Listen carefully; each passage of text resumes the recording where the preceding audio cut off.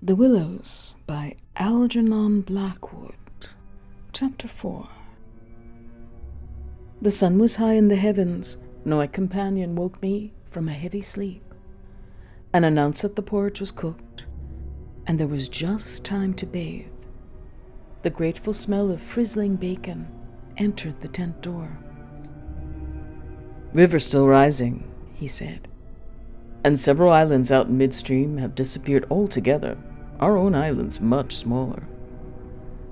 "Any wood left?" I asked, sleepily.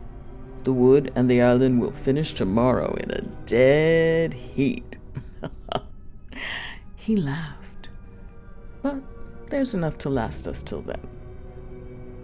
I plunged in from the point of the island, which had indeed altered a lot in size and shape during the night, and was swept down in a moment to the landing place opposite the tent. The water was icy, and the banks flew by like the country from an express train. Bathing under such conditions was an exhilarating operation, and the terror of the night seemed cleansed out of me by a process of evaporation in the brain. The sun was blazing hot. Not a cloud showed itself anywhere. The wind, however, had not abated one little jot. Quite suddenly, then, the implied meaning of the Swede's words flashed across me, showing that he no longer wished to leave post-haste, and had changed his mind. Enough to last till tomorrow. He assumed we would stay on the island another night. It struck me odd. The night before, he was so positive the other way. How had the change come about? Great crumblings of the banks occurred at breakfast, with heavy splashings and clouds of spray, which the wind brought into our frying pan, and my fellow traveler talked incessantly about the difficulty the Vienna Pest steamers must have to find the channel in flood. But the state of his mind interested and impressed me far more than the state of the river or the difficulties of the steamers. He had changed somehow since the evening before. His manner was different, a trifle excited, a trifle shy, with a sort of suspicion about his voice and gestures. I hardly know how to describe it now in cold blood, but at the time I remember being quite certain of one thing, that he had become frightened. He ate very little breakfast and for once omitted to smoke his pipe. He had the map spread open beside him and kept studying its markings. "We'd better get off sharp in an hour," I said presently, feeling for an opening that must bring him indirectly to a partial confession, at any rate, and his answer puzzled me uncomfortably. "Rather, if they'll let us." "Who let us? The elements?" I asked quickly, with affected indifference. "The powers of this awful place, whoever they are," he replied, keeping his eyes on the map. "The gods are here, if they are anywhere at all in the world." "The elements are always the true immortals," I replied, laughing as naturally as I could manage, yet knowing quite well that my face reflected my true feelings, when he looked up gravely at me and spoke across the smoke. "We shall be fortunate if we get away without further disaster." This was exactly what I had dreaded, and I screwed myself up to the point of the direct question. It was like agreeing to allow the dentist to extract a tooth. It had to come anyhow in the long run, and the rest was all pretense. "Further disaster? Why? What's happened?" "For one thing, the steering paddle's gone," he said quietly. "The steering paddle gone?"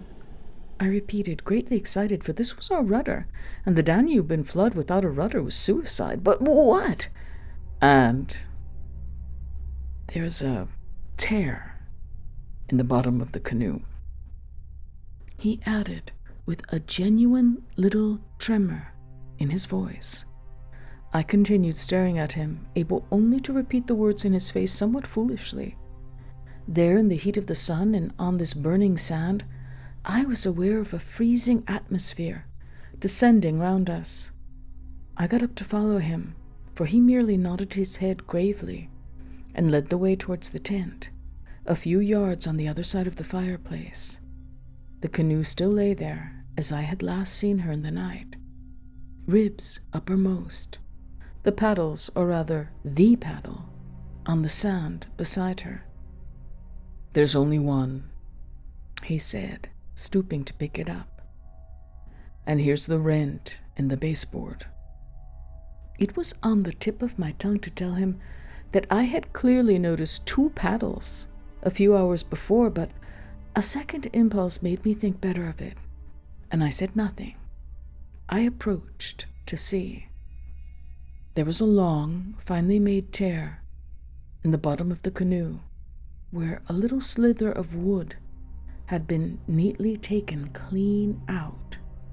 It looked as if the tooth of a sharp rock or snag had eaten down her length. An investigation showed that the hole went through. Had we launched out in her without observing it, we must inevitably have foundered. At first the water would have made the wood swell so as to close the hole, but once out in midstream, the water must have poured in, and the canoe, never more than 2 inches above the surface, would have filled and sunk very rapidly.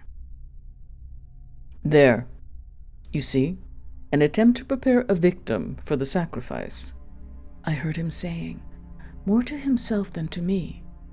"2 victims, rather," he added as he bent over and ran his fingers along the slit. I began to whistle, a thing I always do unconsciously when utterly nonplussed, and purposely paid no attention to his words. I was determined to consider them foolish. "It wasn't there last night," he said presently, straightening up from his examination and looking anywhere but at me. "We must have scratched her in landing, of course," I stopped whistling to say. "The stones are very sharp." I stopped abruptly, for at that moment he turned round and met me squarely. I knew just as well as he did how impossible my explanation was. There were no stones to begin with. "And then there's this to explain too," he added quietly, handing me the paddle and pointing to the blade. A new and curious emotion spread freezingly over me as I took and examined it.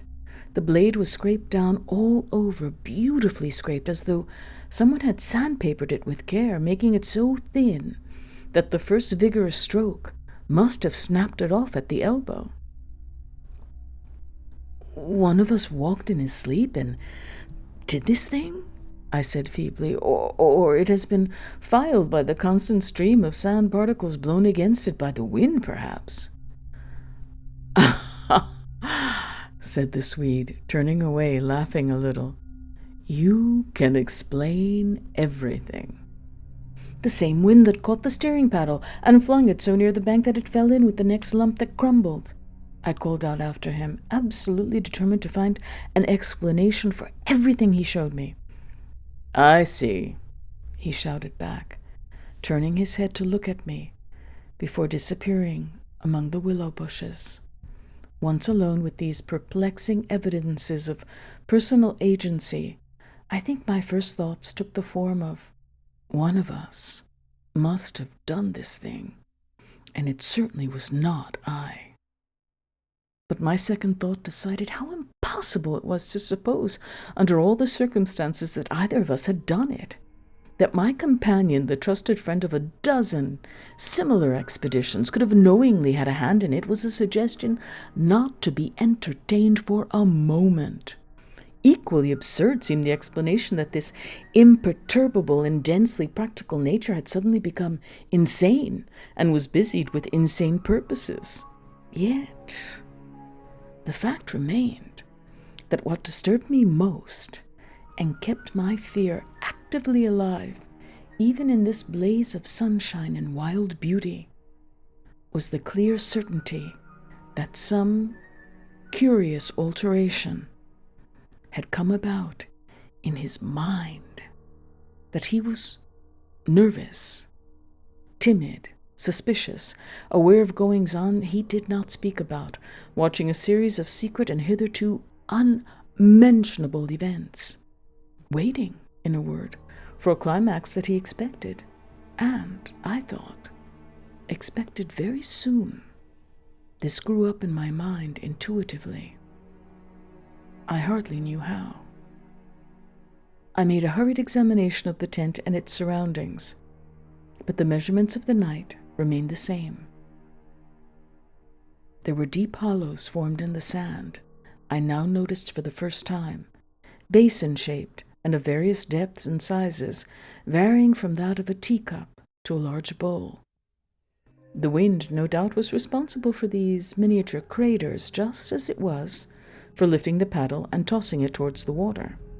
The rent in the canoe was the only thing that seemed quite inexplicable, and after all, it was conceivable that a sharp point had caught it when we landed. The examination I made of the shore did not assist this theory, but, all the same, I clung to it, with the diminishing portion of my intelligence which I called my reason. An explanation of some kind was an absolute necessity, just as working explanation of the universe is necessary, however absurd, to the happiness of every individual who seeks to do his duty in the world and face the problems of life. The simile seemed to me at this time an exact parallel. I at once set the pitch melting, and presently the Swede joined me at the work. Though under the best conditions in the world, the canoe could not be safe for traveling till the following day. I drew his attention casually to the hollows in the sand. "Yes," he said, "I know. They're all over the island, but you can explain them, no doubt." "Wind, of course," I answered without hesitation. "Have you never watched those little whirlwinds in the street that twist and twirl everything into a circle? This sand's loose enough to yield, that's all." He made no reply, and we worked on in silence for a bit. I watched him surreptitiously, all the same, and I had an idea he was watching me.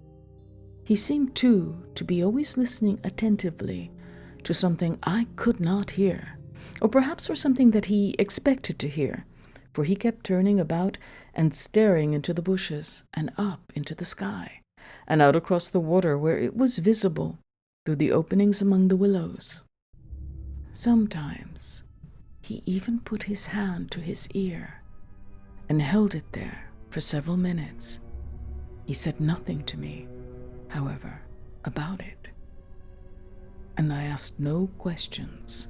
And meanwhile, as he mended that torn canoe with the skill and address of a Red Indian, I was glad to notice his absorption in the work, for there was a vague dread in my heart that he would speak of the changed aspect of the willows, and if he had noticed that, my imagination could no longer be held a sufficient explanation of it.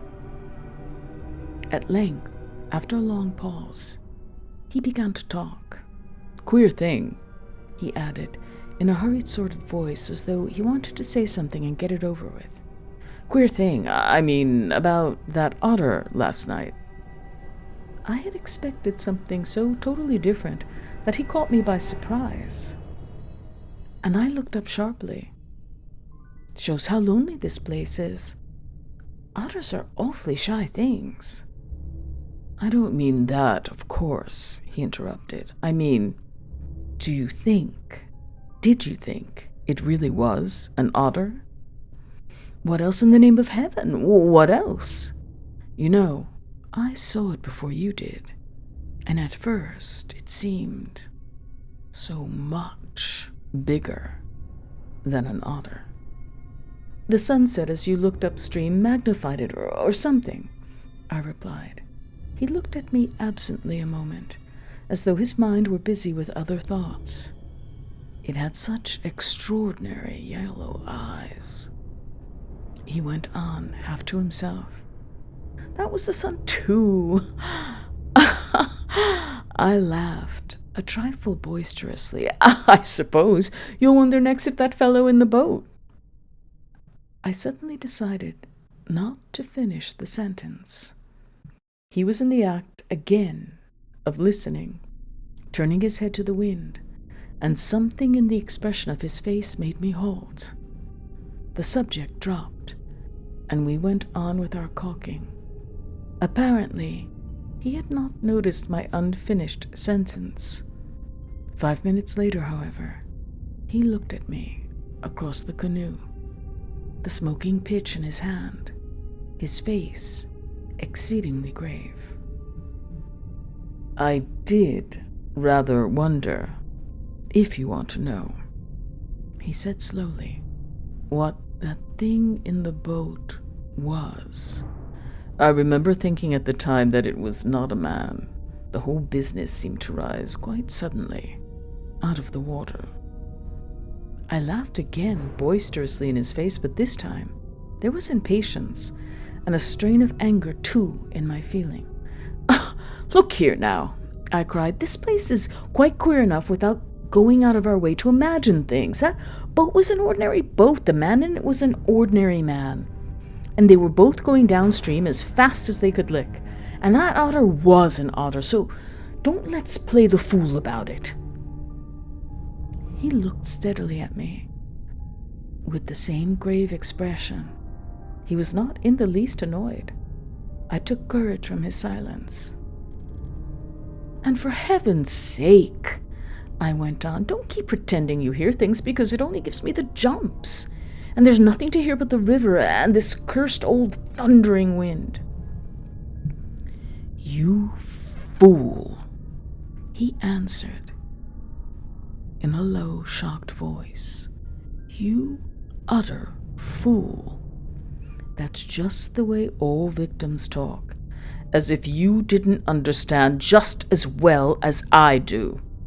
He sneered with scorn in his voice and a sort of resignation. The best thing you can do is to keep quiet and try to hold your mind as firm as possible. This feeble attempt at self-deception only makes the truth harder when you're forced to meet it. My little effort was over. I found nothing more to say, for I knew quite well his words were true, and that I was the fool, not he.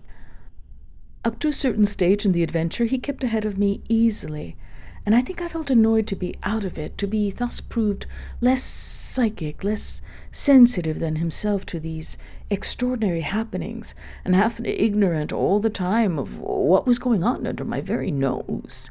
He knew from the very beginning, apparently.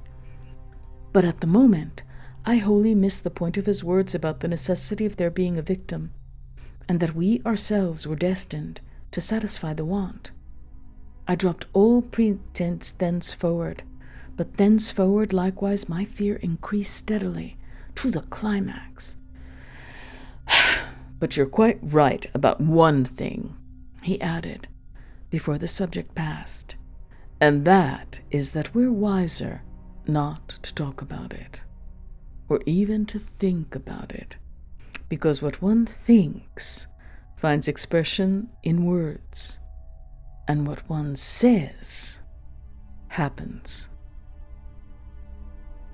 That afternoon, while the canoe dried and hardened, we spent trying to fish, testing the leak, collecting wood, and watching the enormous flood of rising water. Masses of driftwood swept near our shore sometimes, and we fished for them with long willow branches. The island grew perceptibly smaller as the banks were torn away with great gulps and splashes.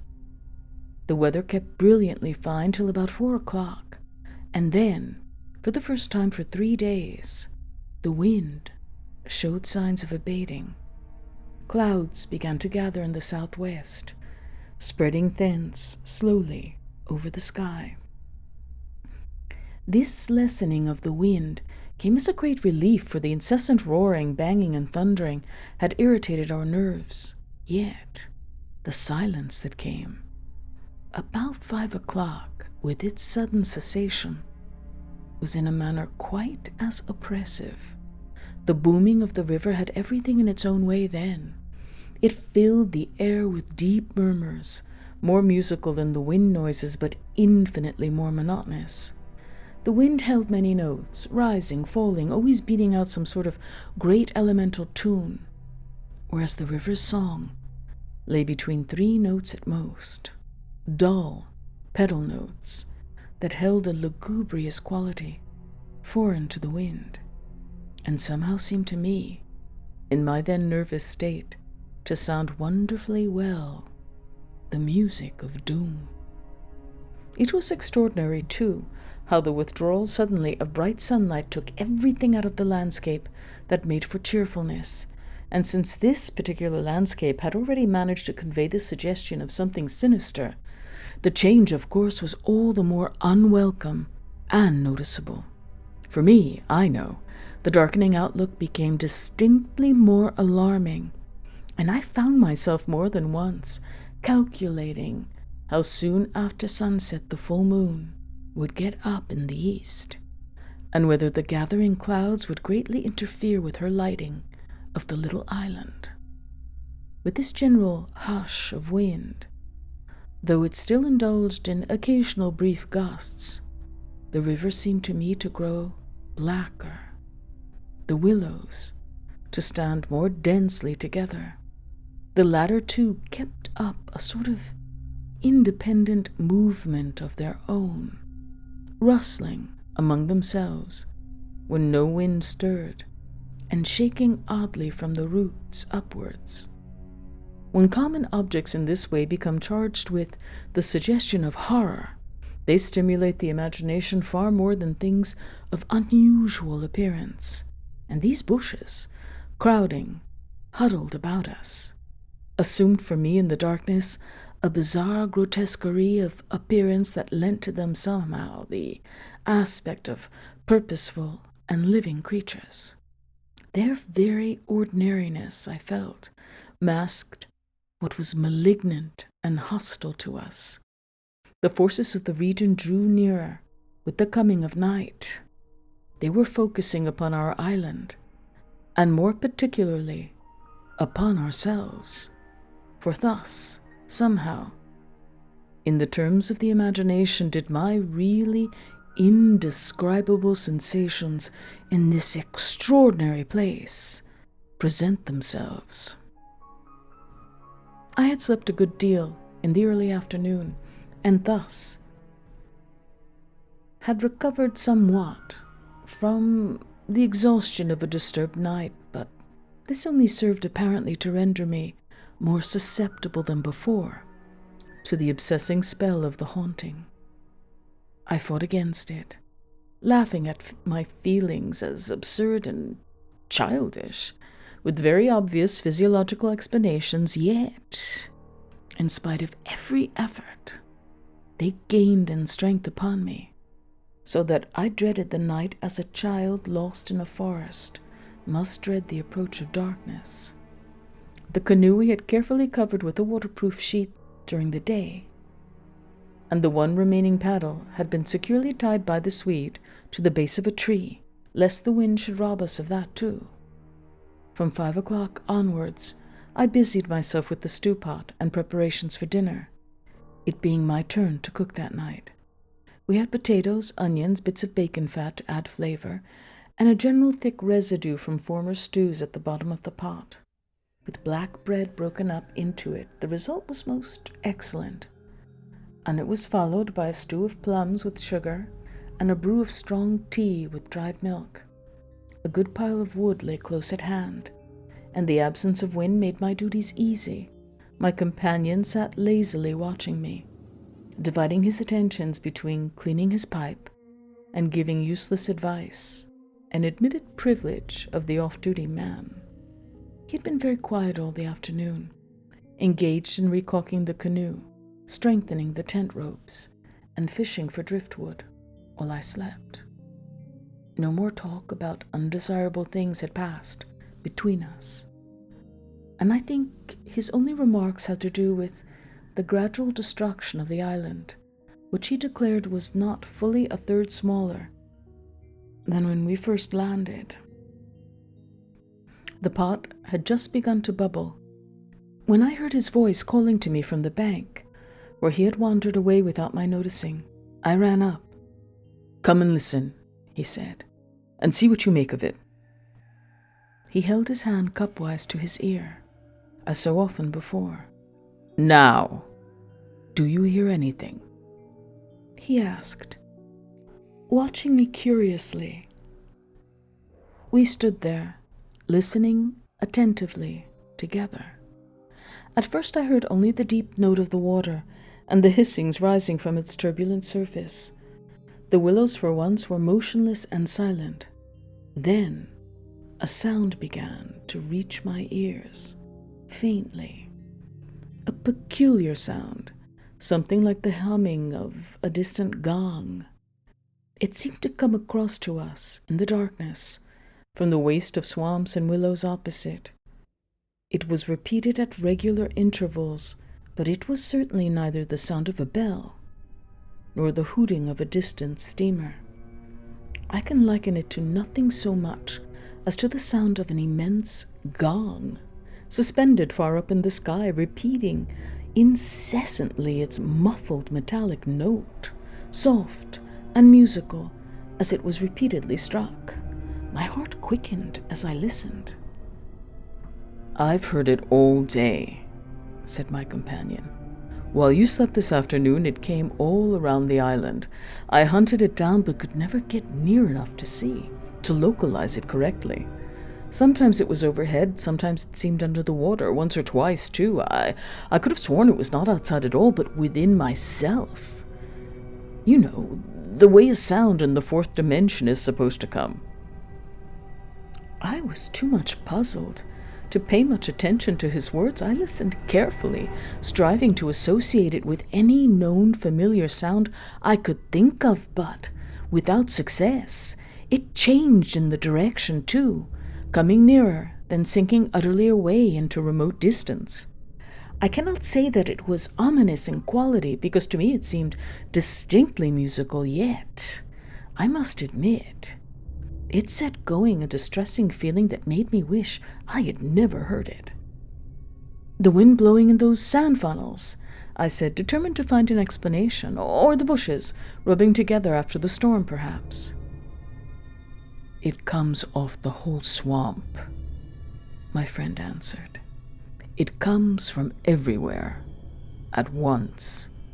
He ignored my explanations. "It comes from the willow bushes somehow." "But now the wind has dropped," I objected. "The willows can hardly make a noise by themselves, can't they?"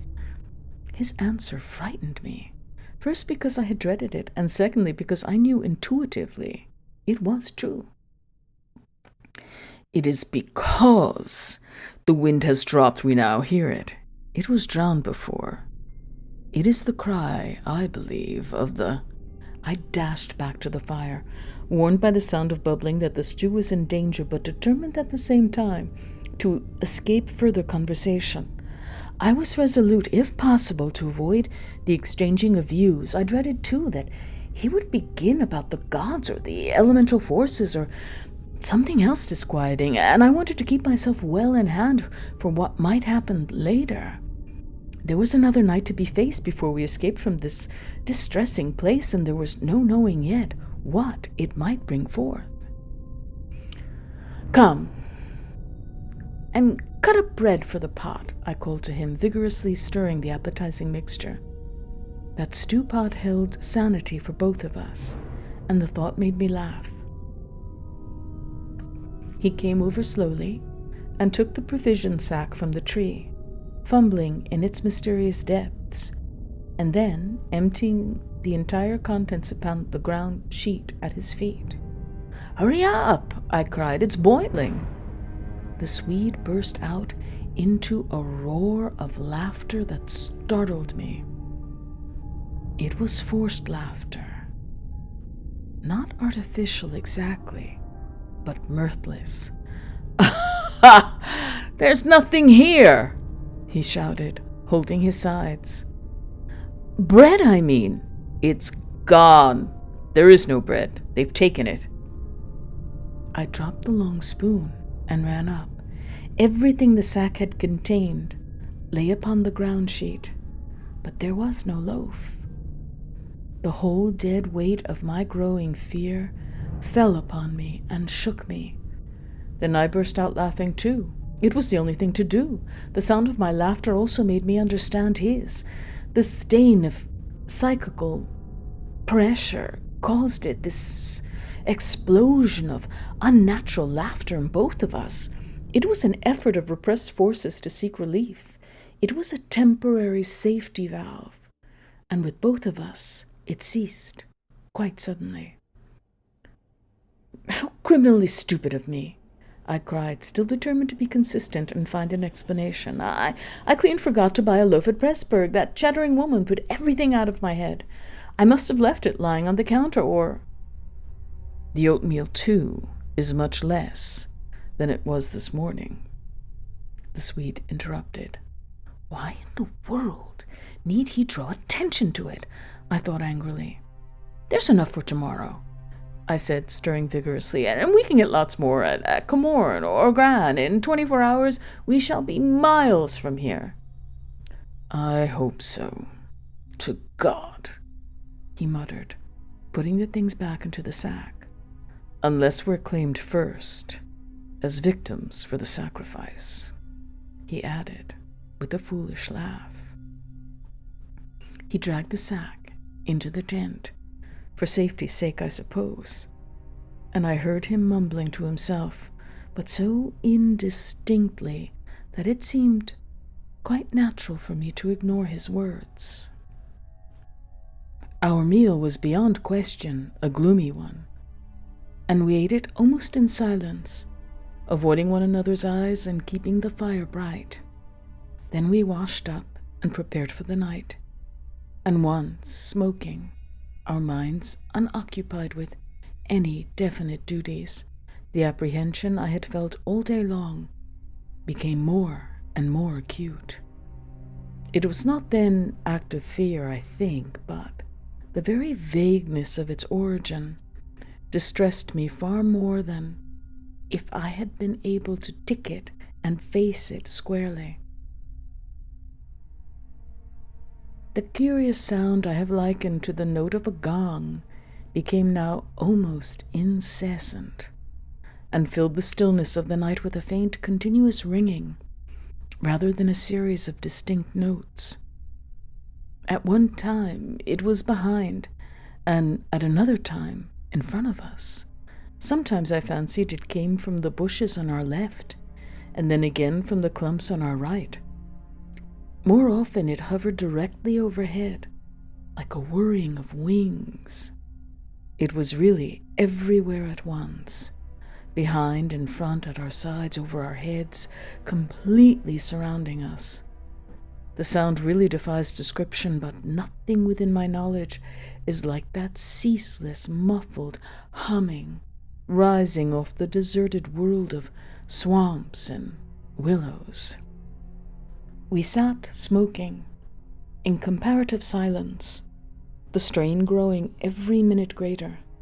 The worst feature of the situation seemed to me that we did not know what to expect, and could therefore make no sort of preparation by way of defense. We could anticipate nothing. My explanations made in the sunshine, moreover, now came to haunt me with their foolish and wholly unsatisfactory nature, and it was more and more clear to us that some kind of plain talk with my companion was inevitable, whether I liked it or not. After all, we had to spend the night together, and to sleep in the same tent side by side. I saw that I could not get along much longer without the support of his mind, and for that, of course, plain talk was imperative. As long as possible, however, I postponed this little climax, and tried to ignore or laugh at the occasional sentences he flung into the emptiness.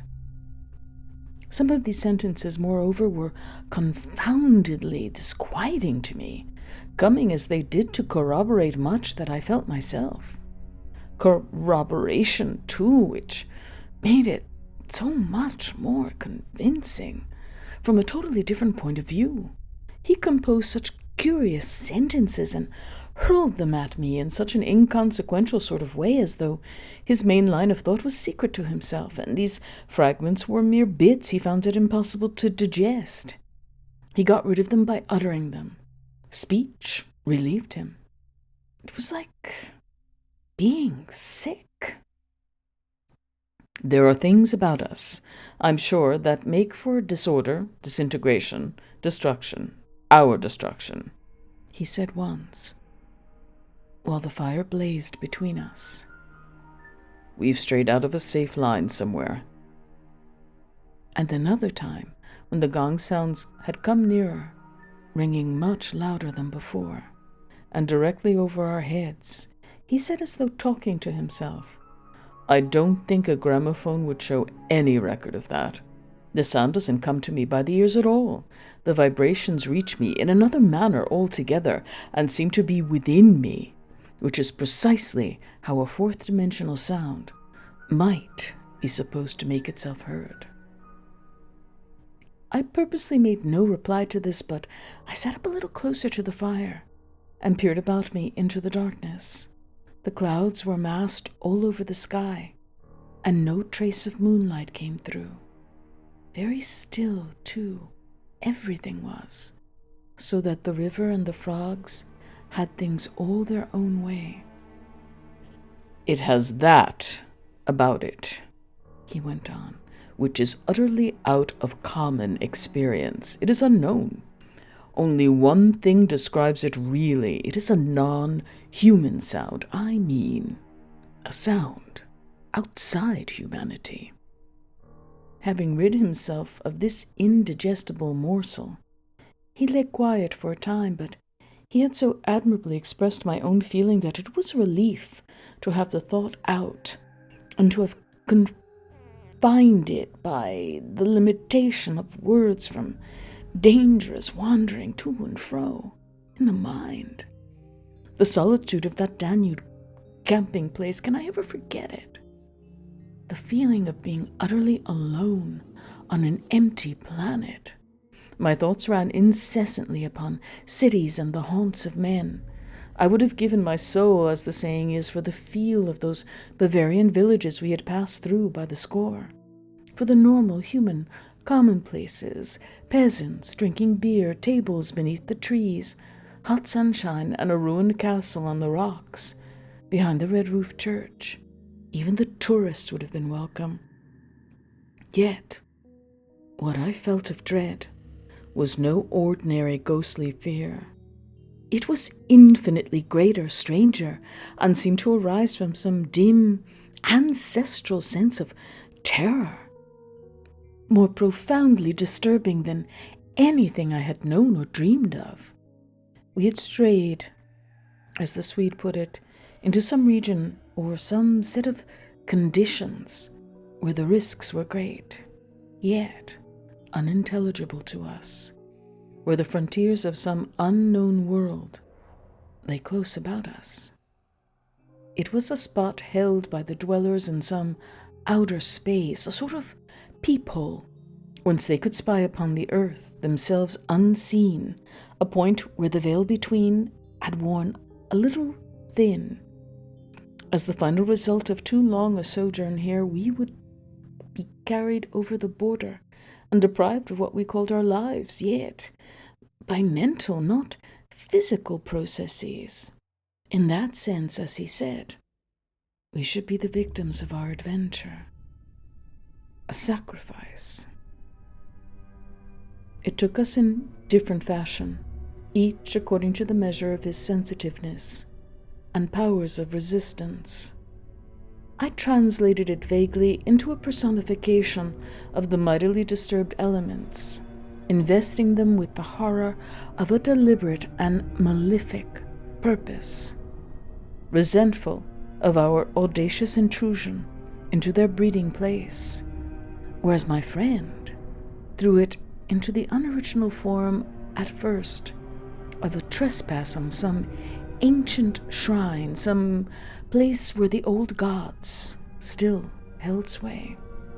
where the emotional forces of former worshippers still clung, and the ancestral portion of him yielded to the old pagan spell.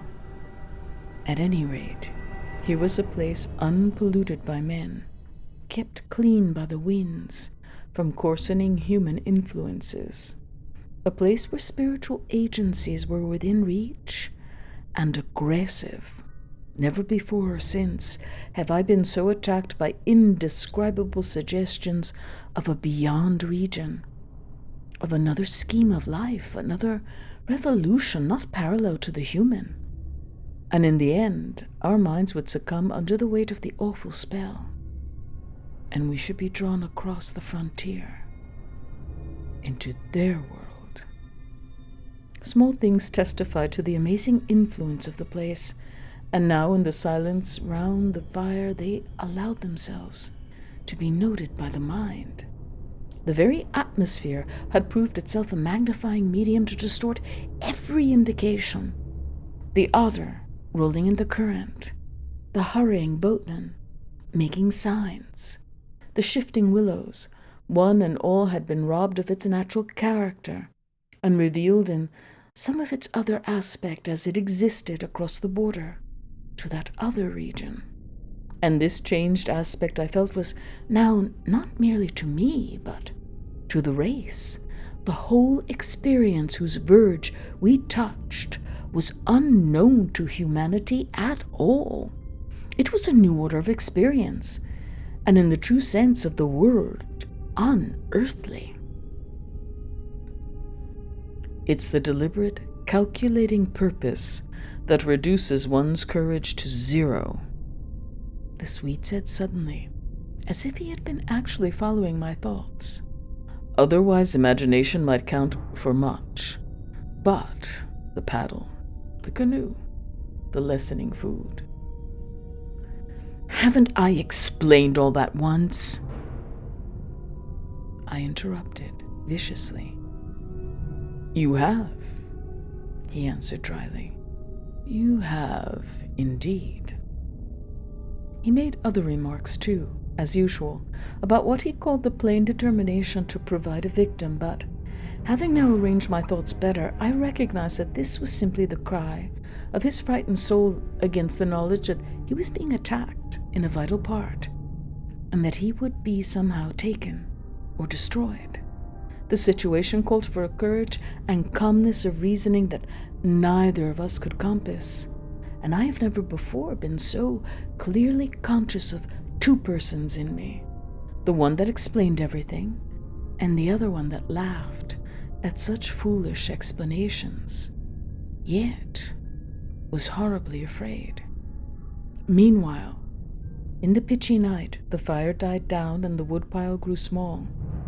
Neither of us moved to replenish the stock, and the darkness, consequently, came up very close to our faces. A few feet beyond the circle of firelight, it was inky black. Occasionally a stray puff of wind set the willows shivering about us, but apart from this, not very welcome sound. A deep and depressing silence reigned, broken only by the gurgling of the river and the humming in the air overhead. We both missed, I think, the shouting company of the winds. At length, at a moment when a stray puff prolonged itself as though the wind were about to rise again, I reached the point for me of saturation, the point where it was absolutely necessary to find relief in plain speech, or else to betray myself by some hysterical extravagance that must have been far worse in its effect upon both of us. I kicked the fire into a blaze and turned to my companion abruptly. He looked up with a start. I can't disguise it any longer, I said. I don't like this place, and the darkness, and the noises, and the awful feelings I get. There's something here that beats me utterly. I'm in a blue funk, and that's the plain truth. If the other shore was different, I swear I'd be inclined to swim for it. The Swede's face turned very white beneath the deep tan of sun and wind. He stared straight at me, and answered quietly, but his voice betrayed his huge excitement by its unnatural calmness. For the moment, at any rate, he was the strong man of the two. He was the more phlegmatic. For one thing, it's not a physical condition we can escape from by running away, he replied, in the tone of a doctor diagnosing some grave disease. We must sit tight and wait. There are forces close here that could kill a herd of elephants in a second, as easily as you or I could squash a fly. Our only chance is to keep perfectly still. Our insignificance, perhaps, may save us. I put a dozen questions into my expression of face, but found no words. It was precisely like listening to an accurate description of a disease whose symptoms had puzzled me.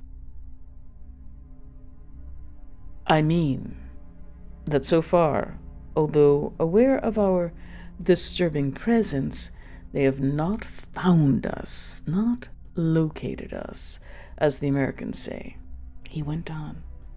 They're blundering about like men hunting for a leak of gas. The paddle and canoe and provisions prove that. I think they feel us, but cannot actually see us. We must keep our minds quiet. It's our minds they feel. We must control our thoughts, or it's all up with us. Death, you mean? I stammered, icy with the horror of his suggestion. Worse by far, he said. Death, according to one's belief, means either annihilation or release from the limitations of the senses. But it involves no change of character. You don't suddenly alter just because the body's gone. But this means a radical alteration, a complete change, a horrible loss of oneself by substitution, far worse than death, and not even annihilation. We happen to have camped in a spot where their region touches ours, where the veil between has worn thin. Ours. He was using my very own phrase, my actual words. So that they are aware of our being in their neighborhood. But who are they? I asked. I forgot the shaking of the willows in the windless calm, the humming overhead, everything except that I was waiting for an answer that I dreaded more than I can possibly explain.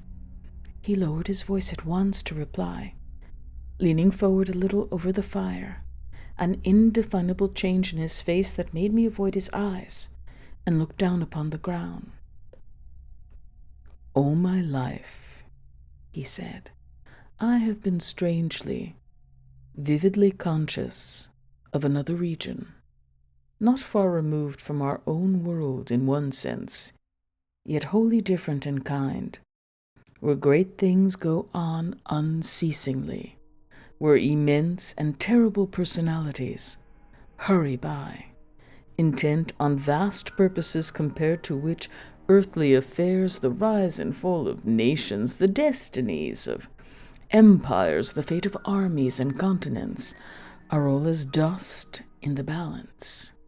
Vast purposes, I mean, that deal directly with the soul, and not indirectly with mere expressions of the soul. I suggest just now, I began, seeking to stop him, feeling as though I was face to face with a madman, but he instantly overbore me with his torrent that had to come. You think, he said, it is the spirit of the elements, and I thought perhaps it was the old gods, but I tell you now, it is neither.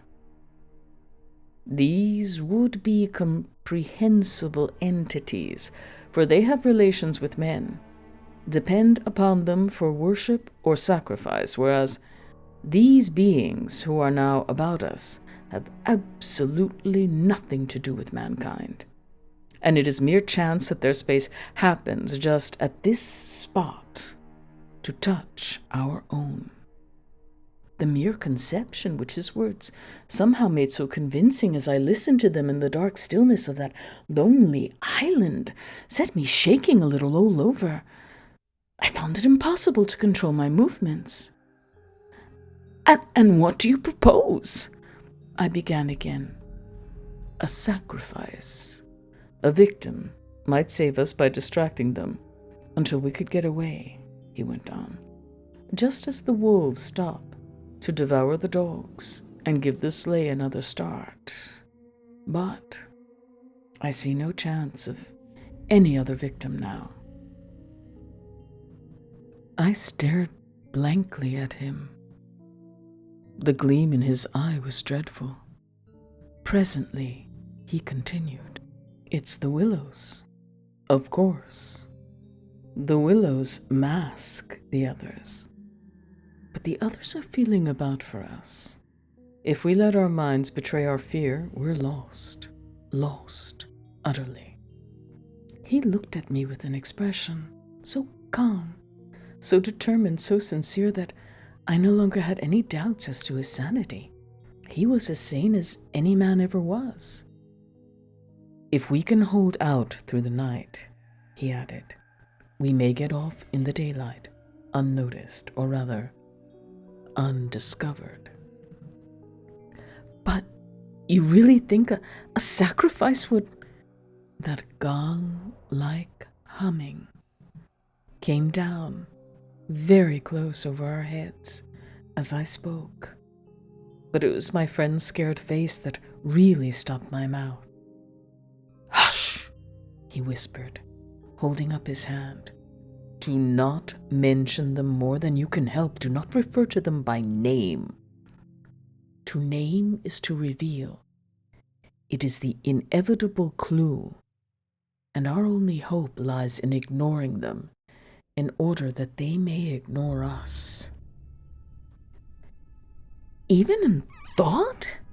He was extraordinarily agitated. "Especially in thought. Our thoughts make spirals in their world. We must keep them out of our minds at all costs, if possible."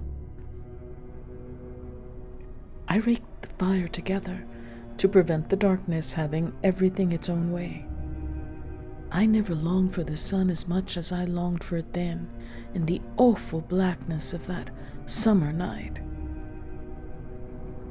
"Were you awake all last night?" he went on suddenly. "I slept badly, a little after dawn," I replied evasively, trying to follow his instructions, which I knew instinctively were true. "But the wind, of course." "I know, but the wind won't account for all the noises." "Then you heard it too?" "The multiplying countless little footsteps I heard," he added, after a moment's hesitation. "And that other sound." "You mean above the tent, and the pressing down upon us of something tremendous, gigantic?" He nodded significantly.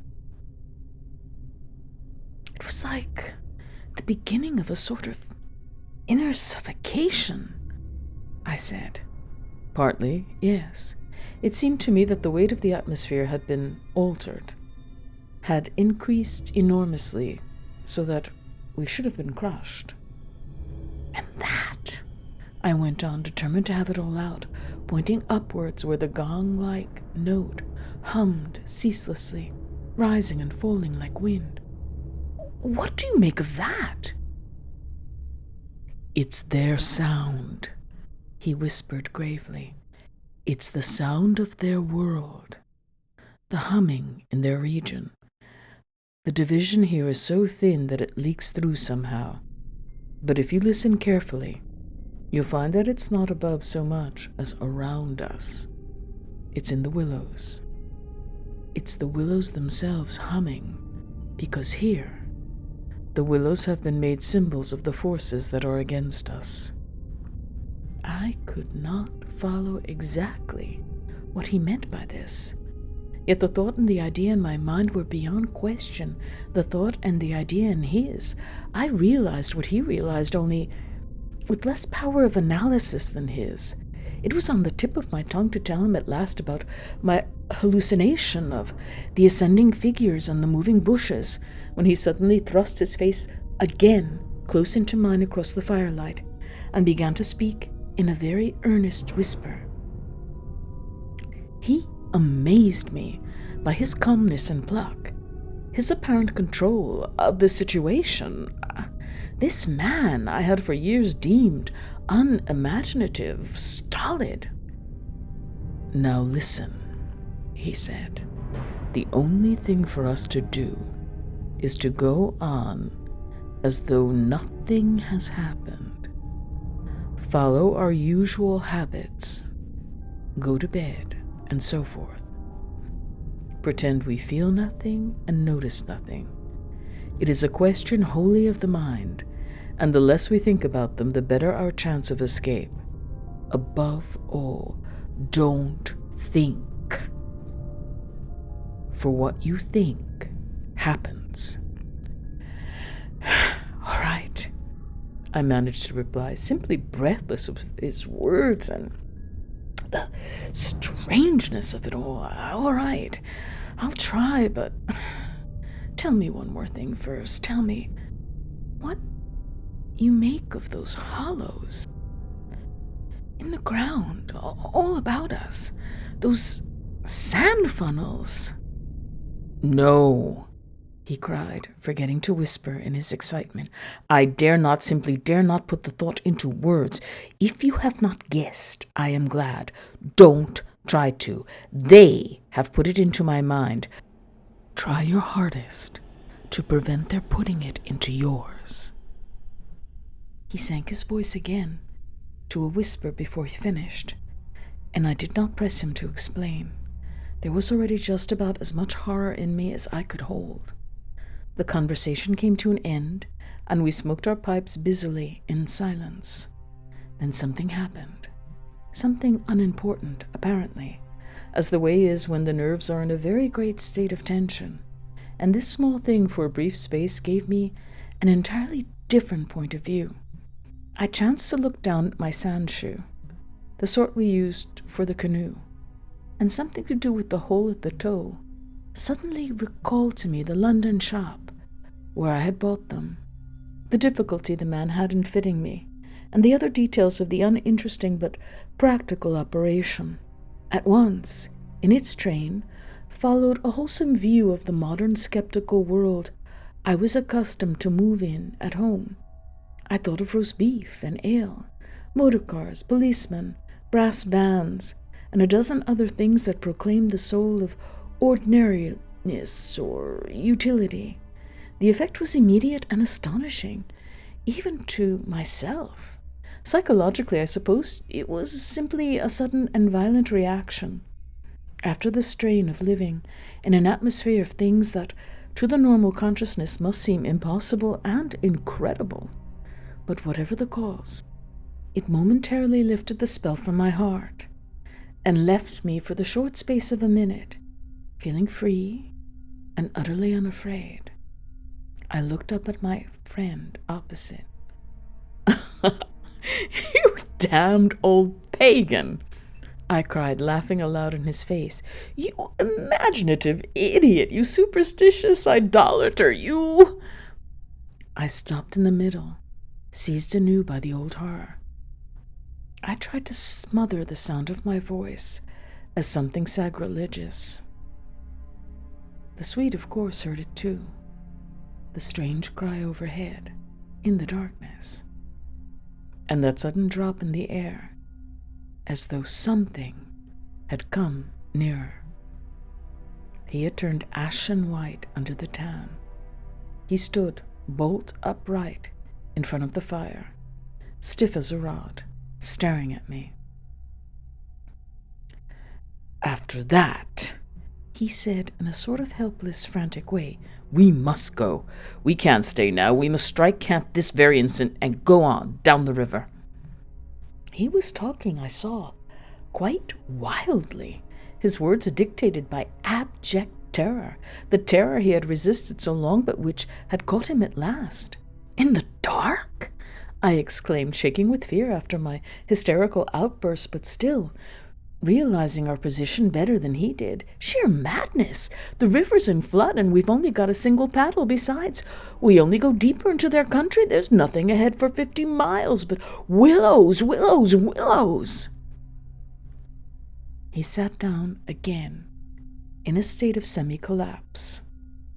The positions, by one of those kaleidoscopic changes nature loves, were suddenly reversed, and the control of our faces passed over into my hands. His mind at last had reached the point where it was beginning to weaken. "What on earth possessed you to do such a thing?" he whispered with the awe of genuine terror in his voice and face. I crossed round to his side of the fire.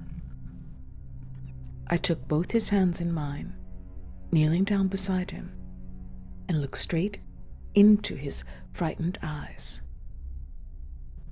"We'll make one more blaze," I said firmly, "and then turn in for the night.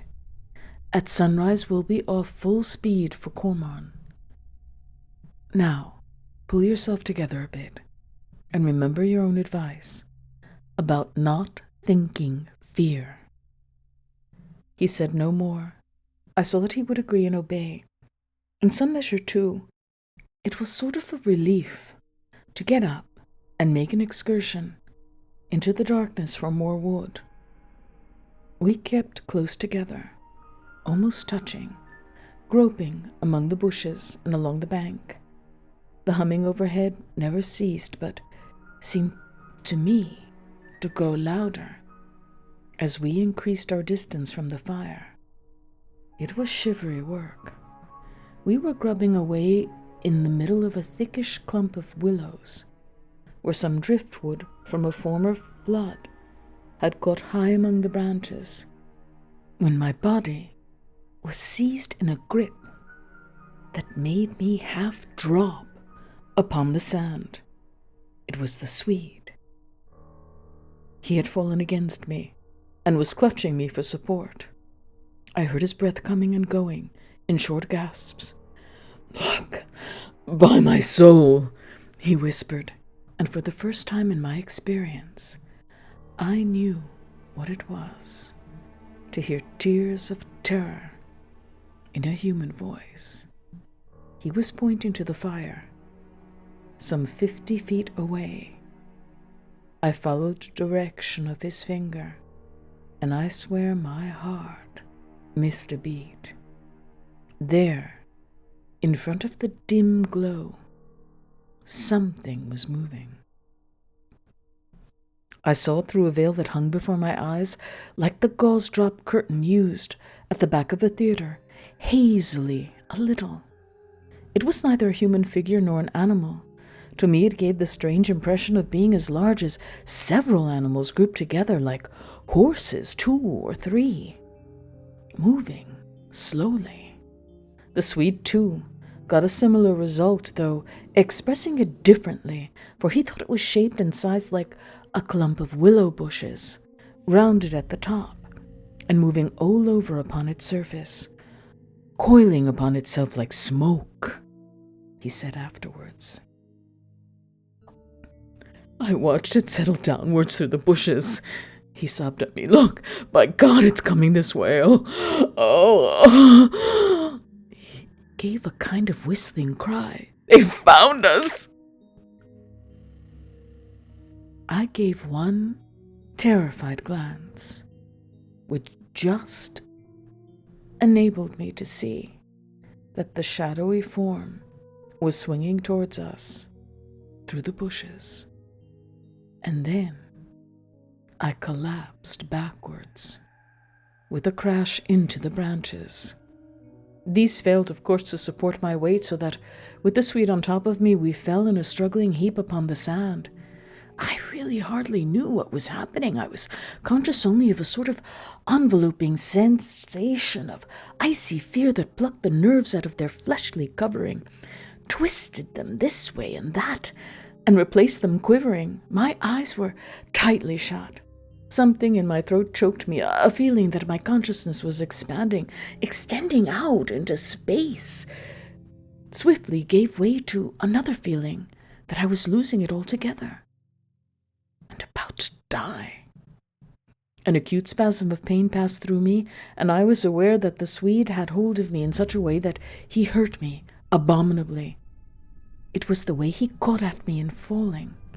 But it was the pain, he declared afterwards, that saved me. It caused me to forget them and to think of something else at the very instant that they were about to find me. It concealed my mind from them at the moment of discovery, yet just in time to evade their terrible seizing of me. He himself, he says, actually swooned at the same moment, and that was what saved him. I only knew that at a later date. How long or short is impossible to say. I found myself scrambling up out of the slippery network of willow branches, and saw my companion standing in front of me, holding out a hand to assist me. I stared at him in a dazed way, rubbing the arm he had twisted for me.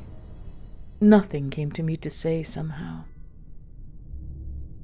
I lost consciousness for a moment or two, I heard him say. That's what saved me.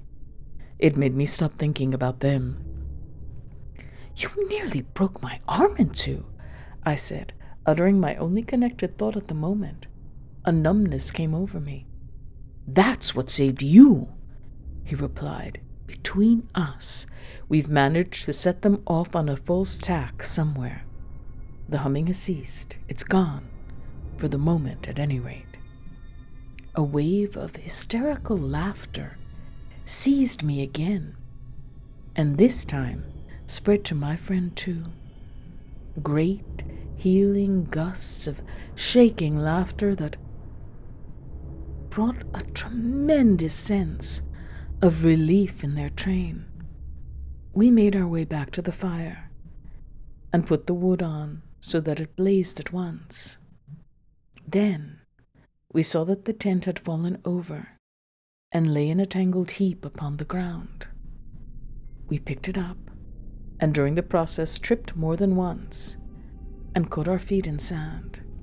It's those sand funnels, exclaimed the Swede, when the tent was up again and the firelight lit up the ground for several yards about us. And look at the size of them. All round the tent and about the fireplace, where we had seen the moving shadows, there were deep, funnel-shaped hollows in the sand, exactly similar to the ones we had already found over the island, only far bigger and deeper, beautifully formed, and wide enough in some instances to admit the whole of my foot and leg. Neither of us said a word. We both knew that sleep was the safest thing we could do, and to bed we went, accordingly, without further delay, having first thrown sand on the fire and taken the provision sack and the paddle inside the tent with us. The canoe, too, we propped in such a way at the end of the tent that our feet touched it, and the least motion would disturb and wake us. In case of emergency, too, we went again to bed in our clothes, ready for a sudden start. Chapter 5. It was my firm intention to lie awake all night and watch, but the exhaustion of nerves and body decreed otherwise, and sleep, after a while, came over me with a welcome blanket of oblivion. The fact that my companion also slept quickened its approach. At first, he fidgeted and constantly sat up, asking me if I heard this or heard that. He tossed about on his cork mattress and said the tent was moving and the river had risen over the point of the island, but each time I went out to look, I returned with the report that all was well. And finally, he grew calmer and lay stiff. Then at length, his breathing became regular, and I heard unmistakable sounds of snoring, the first and only time in my life when snoring has been a welcome and calming influence. This, I remember, was the last thought in my mind before dozing off. A difficulty in breathing woke me up, and I found the blanket over my face, but something else besides the blanket was pressing upon me, and my first thought was that my companion had rolled off his mattress onto my own in his sleep. I called to him and sat up, and at the same moment it came to me that the tent was surrounded. That sound of multitudinous soft pattering was again audible outside, filling the night with horror. I called again to him, louder than before. He did not answer, but I missed the sound of his snoring and also noticed that the flap of the tent was down. This was the unpardonable sin. I crawled out in the darkness to hook it back securely, and it was then, for the first time, I realized positively that the Swede was not here. He had gone. I dashed out in a mad run, seized by a dreadful agitation, and the moment I was out I plunged into a sort of torrent of humming that surrounded me completely and came out of every quarter of the heavens at once. It was that same familiar humming gone mad. A swarm of great invisible bees might have been about me in the air. The sound seemed to thicken the very atmosphere, and I felt that my lungs worked with difficulty. But my friend was in danger, and I could not hesitate.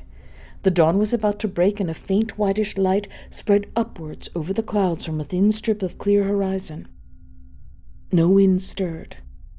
I could just make out the bushes and the river beyond, and the pale sandy patches.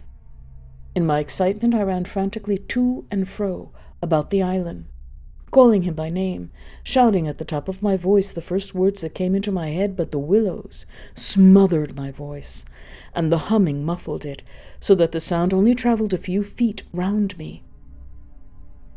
I plunged among the bushes, tripping headlong, tumbling over roots and scraping my face as I tore this way and that among the preventing branches. Then, quite unexpectedly, I came out upon the island's point and saw a dark figure outlined between the water and the sky. It was the Swede, and already he had 1 foot in the river. A moment more and he would have taken the plunge. I threw myself upon him, flinging my arms about his waist and dragging him shorewards with all my strength.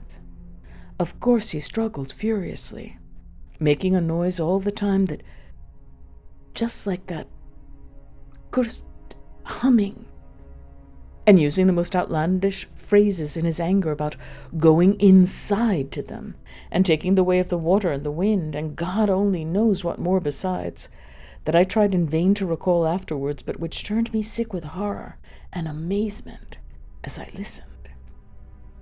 But, in the end, I managed to get him into the comparative safety of the tent, and flung him breathless and cursing upon the mattress, where I held him until the fit had passed. I think the suddenness with which it all went, and he grew calm, coinciding as it did with the equally abrupt cessation of the humming and pattering outside, I think this was almost the strangest part of the whole business, perhaps, for he had just opened his eyes and turned his tired face up to me, so that the dawn threw a pale light upon it through the doorway, and said for all the world, just like a frightened child, "My life, old man. It's my life I owed you. But it's all over now anyhow. They found a victim in our place." Then he dropped back upon his blankets and went to sleep, literally under my eyes. He simply collapsed and began to snore again as healthily as though nothing had happened, and he had never tried to offer his own life as a sacrifice by drowning. And when the sunlight woke him 3 hours later, hours of ceaseless vigil for me, it became so clear to me that he remembered absolutely nothing of what he had attempted to do, that I deemed it wise to hold my peace and ask no dangerous questions. He woke naturally and easily, as I have said, when the sun was already high in the windless hot sky, and he at once got up and set about the preparation of the fire for breakfast. I followed him anxiously at bathing, but he did not attempt to plunge in, merely dipping his head and making some remark about the extra coldness of the water. "River's falling at last," he said, "and I'm glad of it." "The humming has stopped too," I said. He looked up at me quietly, with his normal expression. Evidently, he remembered everything except his own attempt at suicide. "Everything has stopped," he said, "because—" He hesitated, but I knew some reference to that remark he had made just before he fainted was in his mind, and I was determined to know it. "Because they've found another victim?" I said, forcing a little laugh. "Exactly," he said. "Exactly. I feel as positive of it as though I feel quite safe again. I mean—" He finished. He began to look curiously about him. The sunlight lay in hot patches on the sand. There was no wind. The willows were motionless. He slowly rose to his feet. "Come," he said. "I think if we look, we shall find it." He started off on a run, and I followed him. He kept to the banks, poking with a stick among the sandy bays and caves and little backwaters, myself always close on his heels. "Ah," he exclaimed presently. "Ah." The tone of his voice somehow brought back to me a vivid sense of the horror of the last 24 hours, and I hurried to join him. He was pointing with his stick at a large black object that lay half in the water and half on the sand. It appeared to be caught by some twisted willow roots, so that the river could not sweep it away. A few hours before, the spot must have been underwater. "See," he said quietly, "the victim that made our escape possible." And when I peered over his shoulder, I saw that his stick rested on the body of a man. He turned it over. It was the corpse of a peasant, and the face was hidden in the sand. Clearly, the man had been drowned, but a few hours before, and his body must have been swept down upon our island somewhere, about the hours of the dawn, at the very time the fit had passed. "We must give it a decent burial, you know." "I suppose so," I replied. I shuddered a little, in spite of myself, for there was something about the appearance of that poor drowned man that turned me cold. The Swede glanced up sharply at me, an undecipherable expression on his face, and began clambering down the bank. I followed him more leisurely. The current, I noticed, had torn away much of the clothing from the body, so that the neck and part of the chest lay bare. Halfway down the bank, my companion suddenly stopped and held up his hand in warning, but either my foot slipped or I had gained too much momentum to bring myself quickly to a halt, for I bumped into him and sent him forward with a sort of leap to save himself. We tumbled together on the hard sand so that our feet splashed into the water, and before anything could be done, we had collided a little heavily against the corpse. The Swede uttered a sharp cry, and I sprang back as if I had been shot. At the moment we touched the body, there rose from its surface the loud sound of humming, the sound of several hummings, which passed with a vast commotion as of winged things in the air about us, and disappeared upwards into the sky, growing fainter and fainter till they finally ceased in the distance. It was exactly as though we had disturbed some living yet invisible creatures at work. My companion clutched me. and I think I clutched him. But before either of us had time properly to recover from the unexpected shock, we saw that a movement of the current was turning the corpse round, so that it became released from the grip of the willow roots. A moment later, it had turned completely over, the dead face uppermost, staring at the sky. It lay on the edge of the main stream. In another moment, it would be swept away. The Swede started to save it, shouting again something I did not catch about a proper burial, and then abruptly dropped upon his knees on the sand and covered his eyes with his hands. I was beside him in an instant. I saw what he had seen. For just as the body swung round to the current, the face and the exposed chest turned full toward us and showed plainly how the skin and flesh were indented with small hollows, beautifully formed and exactly similar in shape and kind to the sand funnels that we had found all over the island. "Their mark," I heard my companion mutter under his breath. "Their awful mark."